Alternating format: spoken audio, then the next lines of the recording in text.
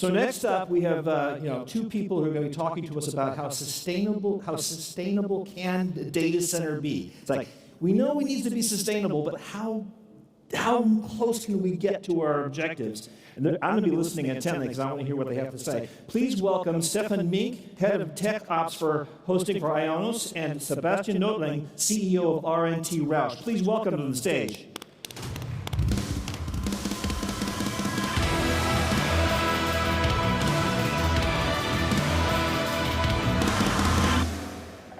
Hi, how are you?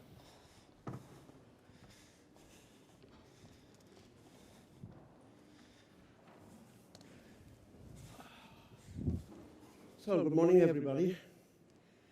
Yeah, sustainability. I think there's a lot of different aspects we could talk about now to fill a 2-hour slot. But so we have to pick out 2 or 3 different points. Energy could be something, waste dispatching, logistic optimizing, reusability of server and hardware at all. But what I said at all would be too much. So, Stefan, where want to start? We have 2 hours, right? We take 2 hours now. So take your lunch here, we have time. Where do you want to start?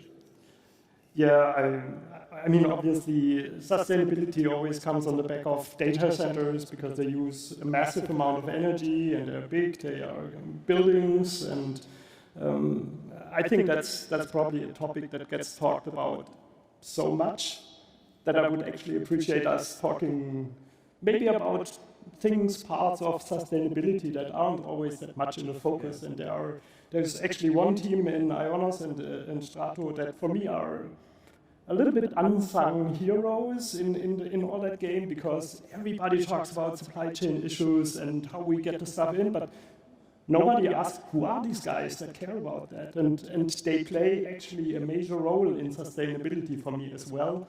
Because these are the guys that accept the goods, that unpackage them, that inventorize them, that stock them, bring them into the data centers, back out again, and back into a second life. And I think that's a topic also that merits some attention. Yeah, because I think logistic and carrier and everything transporting starts one step before with your suppliers, how they buy things, how they can optimize transportation and waste, reducing waste, and how the things and the hardware comes to your data center, and are there any possibilities to minimize waste and optimize the way how to handle things. And that's actually an aspect I'm super proud on, because actually the servers built by you, there is actually no waste in terms of packaging that we need, and during the entire life cycle of the servers coming from you to us into the data center, maybe back to you to remodel it and back again. All that happens without any packaging, because and that's actually already 10 years ago, we introduced Euro pallet form factor-based reusable boxes. And actually every server that gets transported that does not get into a package box or a carton box or anything, it gets into a reusable box. And we actually also use those inflatable packages that we put between the servers. So there's actually zero packaging from you to us, to the data center, back out again. And that's, I mean, it may not be the biggest part compared to a data center and the energy, but it's a crucial part to avoid waste during the IT lifecycle. Yeah, and everything we get, the step before, it's going back to the cycle of recycling.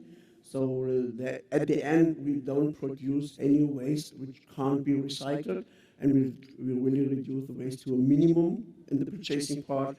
And between us, there's no more waste. Everything is reusable during the lifetime. That's the beginning of the life of hardware and coming to the data center, but there's a long time until a server can't be used anymore, and there are a lot of steps between where we can optimize processes, costs, and energy.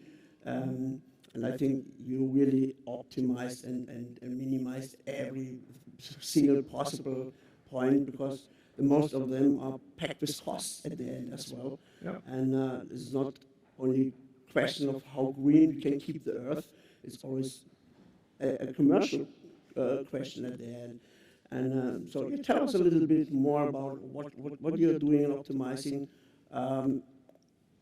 as addition to when you got the hardware and how you handle it in the data center and where you optimize things still. Sure. I mean, for me, TCO is important, but sustainability becomes more and more a part of total cost of ownership. I mean, we cannot just ignore the effects, the non-commercial or non-monetary effects of what we do. That's, for me, more and more a clear part of TCO. I think it starts actually with the box. I mean, servers always, everybody's fancy about parts and components, but it actually starts with the box. And we actually engineer our own boxes with the clear incentive to actually keep them flexible. So whenever we change the IT setups, we can reuse the box, or we can keep the same box, even though there are super a big variety of different combinations that the servers need to accomplish. And we have our own chassis that are flexible and that we can reuse in the end. So it's not super specifically built to that CPU generation or that motherboard or that combination of disks, but we can run all kind of combinations of HDDs, SSDs, NVMEs, and actually that helps. So we can actually reuse it. I mean, sometimes you want, but there are just obstacles in the way. And I mean, using that for the first instance, bringing it back into a second life. I mean, sometimes the CPU may not be up again for the big loads, but you can add a storage combination to it. You can add a GPU to it and reuse it again until the life ends, maybe for some IT parts.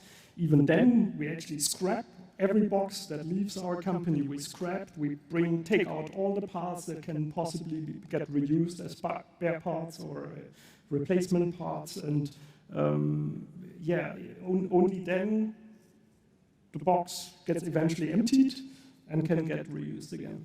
Yeah, because I think, especially for web hosting or cloud service provider, it's still a challenge. You get the first system optimized to the use case, and then after a couple of months or maybe 2-3 years, the use case totally changed. And now what you can do with this server system or storage system, and if you can replace only parts, maybe to totally different infrastructure. If you have a hard disk and you need NVMe drives suddenly, and you only replace this part of the system, and you can reuse maybe for 1-2 years more, you minimize the waste because you don't have to replace a complete system, and then with mainboard and everything.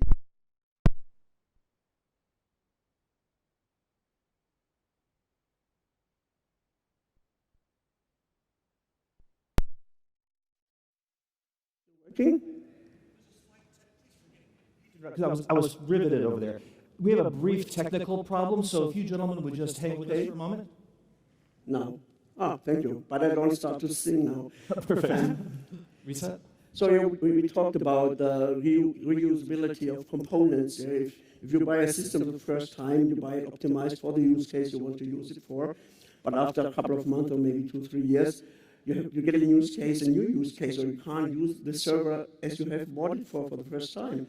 And now you have to change maybe only components. And I think the challenge is not to say, okay, I need more RAM or I need bigger disk.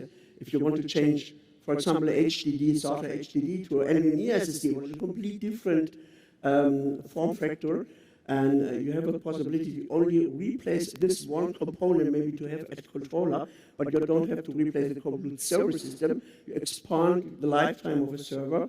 You reduce the waste to a minimum because you don't have to buy a complete new system, and to optimize the TCO, of course, in this case. Yeah, I mean, that's a little bit, or a big part of sustainability is to think ahead what may happen in the future, what may be exactly these use cases. And I would say our chassis on day one, they are probably not even the cheapest, but that's exactly a part of sustainability. We look beyond the first life, we look beyond the things we expect, and we care for flexibility that maybe somebody on day one says, can't we drop that, or can't we leave that out? It's lost money. And I said, no, you have to look beyond the first life of a server. And I mean, in the end, that's what excites me about us as IONOS as well. We have that huge opportunity that we start and build data centers, we design and build servers, and we also care for the software. So we actually have the full span of the package in our hands, and that obviously is a big responsibility, but that's also, frankly, what excites me, because we can influence the future, we can engineer the solutions of tomorrow, and I think it's fair to say that sustainability, it was part of the last 10, 20 years, but I think the future will be vastly different. So I mean, the way we currently think about the data centers of the next generation, they will be completely different. Yeah, and as we are working for a long time together now, I know since 20 years now about that green IT we talked about a long time before green IT was a common buzzword. So yeah, but okay, we don't have so many time more, but to be honest, not everything is really possible to optimize right now. So the greenwashing and everything is perfect and we are doing everything what is possible. This is not the truth. To be honest, there are still some aspects where you can make something, or where it isn't so easy to optimize something. Yeah, and I think part of that is that I think us together we optimize the packaging and the waste aspect within our direct influence really well. But I'm lacking any kind of standard for really reusable packaging material from cradle to grave in the end, from the vendor that's building the system, to the distributor, to the user, to the recycler, and so what happened with the pallets and the containers? I think we need some sort of IT transportation system and packaging system that is not just geared towards low cost on day one, but that really looks for the entire life cycle and the usage of the server. And I would be really highly motivated to participate in any initiative that picks up that really serious challenge.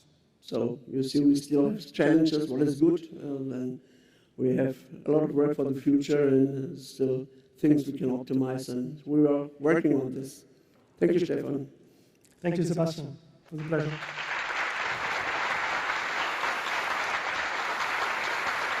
Wonderful. Thank you, gentlemen. Now, first of all, both companies, longtime friends of CloudFest. Glad to have you here.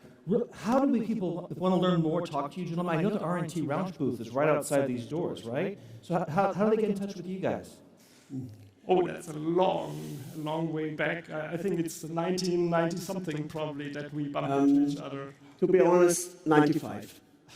Oh my goodness, 1995. Well, it's great. Please thank our speakers again. It was lovely hearing from them. Cheers. Thank you both. Thank you both.